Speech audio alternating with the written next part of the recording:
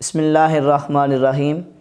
سامعین و ناظرین، ماہ رمضان میں غسل فرض کرنے کا تھوڑا سا طریقہ مختلف ہے، یعنی دو چیزوں کا آپ نے خیال رکھنا ہے۔ عمومی حالات میں جب ہم غسل کرتے ہیں تو اس میں دو فرض جو ابتدائی، پہلا منہ میں یعنی کولی کرنا اور حلق تک پانی پہنچانا، اور دوسرا فرض ہے کہ ناک کی کچی ہڈی تک پانی پہنچانا، اور تیسرا فرض ہے پورے جسم کو پانی کے ساتھ تر کرنا۔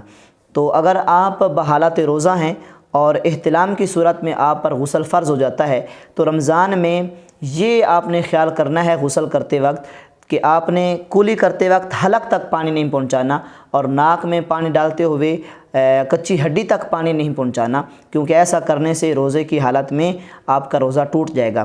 اور پھر آپ کو افطاری کے بعد یہ کرنے کی بھی ضرورت نہیں کہ آپ حلق تک پانی پہنچائیں، گرگرارا کریں یا ناک کی کچی ہڈی تک پانی پہنچائیں۔ افطاری کے بعد یہ کام کرنے کی ضرورت نہیں ہے۔ جب آپ غسل کر لیں گے تو آپ کا غسل مکمل ہو جائے گا۔